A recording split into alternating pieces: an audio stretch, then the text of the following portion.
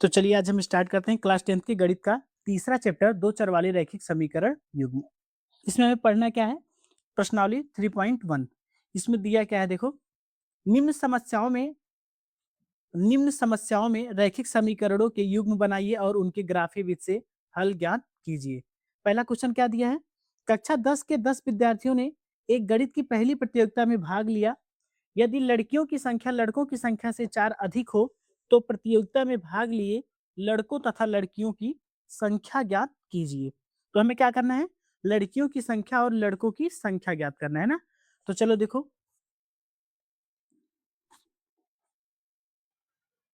माना माना लड़कों की संख्या बराबर, माना लड़कों की माना लड़कों की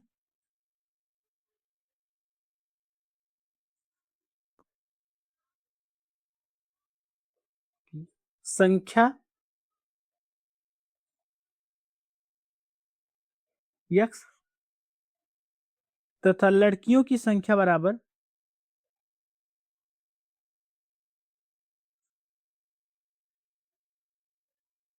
लड़कियों की संख्या कितना लिए हम y।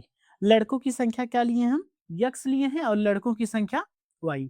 अब हमें क्या करना है, लड़कों तथा लड़कियों की संख्या ज्ञात करना है। तो हम क्या किए हैं, लड़कों की संख्या को x माने हैं, लड़कियों की संख्या को y। इसमें क्वेश्चन में कह क्या रहा है देखो, कक्षा 10 के 10 विद्यार्थियों ने गणित की एक पहली प्रतियोगिता में भाग लिया। यदि लड़कियों की संख्या लड़कों की संख्या से 4 अधिक हो तो प्रतियोगिता में भाग लिए लड़कों तथा लड़कियों की संख्या ज्ञात कीजिए ना। तो देखो यहां से, माना लड़कों की संख्या बराबर x, लड़कियों की संख्या y। प्रथम शर्तानुसार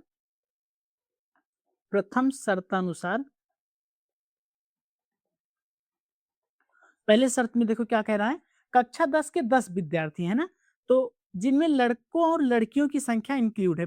इसमें क्या बोल रहा है कि कक्षा 10 के 10 विद्यार्थी दिए गए हैं जिनमें लड़कियों की संख्या है और लड़कों की संख्या। तो लड़कों तथा लड़कियों की संख्या को मिलाकर कितने विद्यार्थी भाग लिए हैं प्रतियोगिता में, 10 विद्यार्थी। ये हो गया समीकरण एक। ये लड़कों की संख्या है और ये लड़कियों की संख्या है, तो दोनों मिलाकर लड़कों और लड़कियों की संख्या मिलाकर कितने विद्यार्थी प्रतियोगिता में भाग लिए हैं, 10 विद्यार्थी। ये हो गया समीकरण एक। द्वितीय शर्तानुसार में देखो यहाँ पे फिर से क्या कह रहा है क्वेश्चन, द्वितीय शर्तानुसार फिर से क्वेश्चन कह रहा है कि जिनमें लड़कियों की संख्या जो है वो लड़कों की संख्या से 4 अधिक है। किसकी संख्या किससे ज्यादा है, लड़कियों की संख्या जो है वो लड़कों की संख्या से 4 अधिक है। ये किसकी संख्या है, लड़कों की संख्या। ये किसकी संख्या है, लड़कियों की संख्या। क्वेश्चन में बोल क्या रहा है कि लड़कियों की जो संख्या है वो लड़कों की संख्या से 4 अधिक है। इसका मतलब हुआ कि लड़के जो है वो 4 कम है किससे, लड़कियों से। तो लड़की 4 ज्यादा है। इसमें देखें यहाँ से, ये जब लड़कियां 4 ज्यादा है, अगर हम लड़कियों की संख्या से 4 को माइनस कर देंगे, 4 लड़कियां माइनस कर देंगे, तो दोनों की संख्या आपस में बराबर हो जाएगी। अब यहाँ से देखो प्लस वाई जब लेफ्ट हैंड साइड में आएगा तो माइनस होगा ना, तो कितना आ गया, x माइनस वाई बराबर कितना आ गया, माइनस में 4। ये हो गया समीकरण 2। अब हम क्या करेंगे, समीकरण 1 और 2 की सहायता से ग्राफ बनाएंगे ना। तो पहले हम समीकरण 1 से बनाएंगे, फिर समीकरण 2 से। समीकरण 1 से, समीकरण किससे, 1 से। समीकरण 1 क्या दिया देखो, x प्लस वाई बराबर कितना दिया गया है, 10 दिया है ना। तो कैसे बनाएंगे ग्राफ, पहले इसमें बिंदु निकालेंगे, समीकरण 1 से 2 बिंदु निकालेंगे, समीकरण 2 से 2 बिंदु निकालेंगे, उसके बाद हम ग्राफ पेपर पे ड्रा करेंगे ना। तो पहले देखो, जब हम x के स्थान पे समीकरण 1 में जब x बराबर क्या रखेंगे हम, 0। जब समीकरण 1 में x के स्थान पे हम 0 रखेंगे तो यहाँ पे 0 होगा, बचा कितना, y। तो 0 प्लस वाई हो जाएगा। 0 प्लस वाई बराबर कितना आ गया, 10। तो y बराबर कितना आएगा, 10। बिंदु क्या हुआ, बिंदु हो गया, पहले x वाला रखेंगे फिर y वाला रखेंगे, y के स्थान पे कितना आया है जी, 10 आया है। पहला बिंदु हो गया 0, 10। अब क्या करेंगे हम, y के स्थान पे 0 रखेंगे ना। फिर देखो, जब y बराबर जब y बराबर हम क्या रखेंगे, 0। समीकरण 1 में जब y के स्थान पे हम 0 रखेंगे तो कितना आएगा, देखो समीकरण 1 यही दिया ना, x प्लस वाई बराबर 10।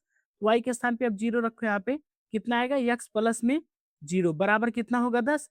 बिंदु कितना आया देखो यहाँ पे, बिंदु कितना होगा, x बराबर 10 आ गया ना, तो पहले x लिखेंगे, x का मान, फिर y का मान कितना रखे हैं 0, 10 कामा 0 हो गया। अब ऐसे हम समीकरण 2 से निकालेंगे। समीकरण किससे? 2 से निकालना हमें। समीकरण 2 कितना दिया गया देखो, समीकरण 2 x minus Y, x minus Y बराबर कितना दिया है माइनस में 4, x माइनस वाई बराबर -4 दिया है ना। अब हम क्या करेंगे, x बराबर 0 रखेंगे। तो जब देखो यहाँ से समीकरण 2 में x के स्थान पे हम 0 रखेंगे तो यहाँ पे क्या होगा 0 माइनस में y बराबर कितना आ गया माइनस में 4। माइनस वाई किसके बराबर आ गया, माइनस में 4 के। माइनस से माइनस कैंसिल हो गया, y बराबर कितना आ गया 4। तो बिंदु कितना होगा, बिंदु कितना मिला देखो यहाँ पे, पहले x वाला रखेंगे फिर y वाला रखेंगे, कितना आ गया 0,4। फिर देखो यहाँ पे जब y बराबर 0 रखेंगे तो कितना आएगा, x माइनस में 0 बराबर कितना आ गया माइनस में 4। ये कितना है, x बराबर कितना आ गया 4 आ गया ना। तो बिंदु कितना होगा -4 आएगा। तो बिंदु कितना होगा यहाँ पे, x पे -4 आ गया, y पे कितना है 0। अब हम क्या करेंगे, यही जो दो बिंदु हमें मिला है, समीकरण 1 से 2 बिंदु मिला है और समीकरण 2 से 2 बिंदु मिला है। समीकरण 1 से देखो यहाँ पे कौन कौन सा बिंदु मिला है, समीकरण 1 0,10 और दूसरा क्या मिला है 10,0। समीकरण 1 से हो गया, समीकरण 2 से हमें 2 बिंदु मिला 0,4 और दूसरा क्या है -4,0। अब हम क्या करेंगे, समीकरण समीकरण 1 और 2 की सहायता से ग्राफ बनाएंगे ना। तो देखो कैसे ग्राफ बनाना है हमें, पहले हम x अक्ष y अक्ष ड्रा करेंगे, ये y अक्ष हो गया और ये कौन सा अक्ष है, ये x अक्ष है ना। चलो देखो कैसे बनाएंगे, पहले हम बिंदु रखेंगे यहाँ पे, 2 का अंतर रखो यहाँ पे, कितना हो गया 2 4, ये कितना होगा 6, फिर कितना हुआ 8 और ये कितना हो गया 10। फिर यहाँ पे ऐसे 10 तक रखो भैया, 2 हो गया, ये हो गया 4, ये हो गया 6, ये हो गया 8 और ये हो गया 10। फिर ऐसे इस पे रखना है, माइनस में 2, माइनस में 4, माइनस में 6, ऐसे इस पे रखना है, माइनस में 2, माइनस में 4, फिर यहाँ पे माइनस में 6। सही है ना। तो देखो यहाँ से ये मूल बिंदु हो गया, मूल बिंदु के सबसे ऊपर ये जो मूल बिंदु के ऊपर जो y अक्ष रहता है ये प्लस में रहता है, हमेशा प्लस में रहता है, ये प्लस वाला दिशा रहता है y अक्ष का। और मूल बिंदु के दाहिने साइड, मूल बिंदु के दाहिने साइड x अक्ष का जो दिशा है वो क्या हो रहा है, ये कौन सी दिशा रहती है, प्लस वाला। मूल बिंदु के बाईं ओर x अक्ष का ऋणात्मक दिशा रहता है, मूल बिंदु के नीचे कितना रहता है, y अक्ष की ऋणात्मक दिशा ना। तो अब हमें क्या करना है, ग्राफ बनाना है। तो देखें यहाँ से पहला बिंदु कितना मिला था हमें, जब हमने x के स्थान पे 0 रखे थे, y के स्थान पे क्या मिला है 10 मिला है ना। तो x के स्थान पे जब हम यहाँ पे 0 रखेंगे तो y के स्थान पे हमें क्या मिला है 10, यहाँ पे एक बिंदु मिल गया हमें। और दूसरा जब y के स्थान पे 0 रखे थे तो x बराबर 10 मिला। अब पहले और दूसरे बिंदु को हम क्या किया, आपस में मिला दिए। अब समीकरण 2 से देखो, x के स्थान पे जब हम 0 रखे थे तो मिला था हमें, क्या मिला था, y के स्थान पे 4 मिला था। जब हम यहाँ पे x के स्थान पे 0 रखे तो y के स्थान पे हमें क्या मिला, 4 मिला।